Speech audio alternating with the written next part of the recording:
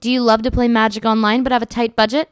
Check out MTGO Academy's Academy Budget Bot in the Magic Online Classifieds. All cards in stock are cheaper than one event ticket. Hey guys, we're here once again with Mono Red in a two-man, and we are on the draw, and we're definitely keeping. We've got adequate amount of lands. Our opponent kept as well. We've got a turn one play. Looks like it might be Elves, and if it is, we're going to crush it, especially because we just drew a turn two Sparksmith. That's going to annihilate him. I think we're going to go ahead and lead on the Conscript. Still is the fastest start. We could just bolt the bird, which is typically a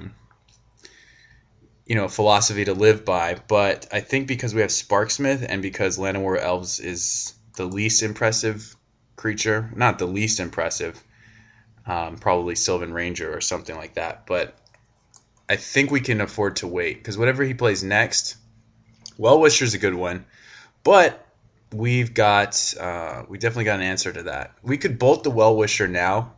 I still think all the value that the Sparksmith is going to generate for us, and the earlier we play it, the better. So, and he missed a land. He could pop out with a couple guys, but I still think the Sparksmith is better. I don't think he has an answer. He could have something like Longbow, Viridian Longbow, but he can't equip it next turn. So I'm going to play the Sparksmith, and we'll see how it goes. I think this is the right line, and I think this matchup is really good, so we're going to find out. Next turn, we can get rid of this. Okay, he just concedes right away. Incredible, incredible. Okay, that's amazing. So we've got a lot of things to think about, I suppose. Now, the Denizens are probably pretty bad. We want to look at ourselves as a control role in this. He's going to flood the board. We want to manage all of his dorks, right? So the cards that are important on his side, Well-Wisher, Essence Warden. And this just trades with everything. It doesn't even attack profitably. I think we might want to consider bringing in Martyr, because Martyr will wreck his board, but we have to be careful. I think it's nice because it's a contingency, right? So we should have a better board presence if we just hit a Sparksmith, but if we don't, this is a good way to really wreck him, I think. Even if he has Spider Silk armor, it's looking like we may have to bring in some Denizens anyway. We could also bring in Life Staff, but I don't think we need it. He could have Moment's Peace, so preventing damage might be important. I think it's high impact enough that we can bring it in as a one-of, and we have Flashback, so it would deal with a Moment's Peace. And then Smash the Smithereens will hit a Viridian Longbow.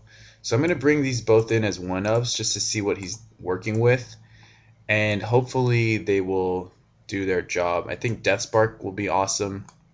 Martyr, Sparksmith, Bolt, all pretty good. So let's try this out. I know the boarding's a little wonky, but I think we can do it. We want to look at a hand that has Sparksmiths, and he's going to have to bring in something against that, like Hornet Sting or Longbow. So that was one of the shortest games I've ever played. And he just couldn't beat a Sparksmith game one, I suppose. And he, like we saw, he missed lands, so I don't think he was coming out of that. And now we're just waiting for him. So okay, he's here. I was going to pause it. And we're definitely keeping this. We have a Deathspark and a Sparksmith. And a Matron to get another Sparksmith. So I think he's pretty much done. I'm actually going to Deathspark the Elves here, instead of going with the Conscripts, because we can get Deathspark back. So I'm going to do it. And this is going to really put a hole in his plans, I think. I think our idea, or our ideal scenario, is just to keep him off of doing anything meaningful. So we're going to do Sparksmith, and that will get us back a Deathspark if he kills it. Next turn we could go for Matron and just get another Deathspark. So he's trying to figure out what he can play that's not going to get wrecked immediately. I mean, we can set this up. We can just chain Matrons and kind of work him. So he's got another Visionary. And he's probably going to attack us with this one. And a Nettle Sentinel. I think we want to take out the Nettle Sentinel here. And we'll use the Conscripts on D. Or we could use the Matron on D. I'm not sure. We got a lot of options. I think we want to Matron for Matron and shoot down his Nettle Sentinel. And we can just do it main phase. That takes us to 17. We could also Matron for War Marshal, which is really nice with Sledder, and it's really nice with Bushwhacker. That seems pretty good too. Right now, I think we can afford to Matron for Matron, though. And we'll hit a main phase just in case he has something. I think we have time here. And there may be some kind of draw where we actually need to Matron for another Sparksmith. So, depending what he draws, I'm saying. Okay, he's coming in with both, so I'm just going to block one. Our whole concept here is to just get his board just completely destroyed. And we're not going to buy back the Death Spark. Okay, so he's drawing a lot of cards on us. But I don't think it's going to be too relevant.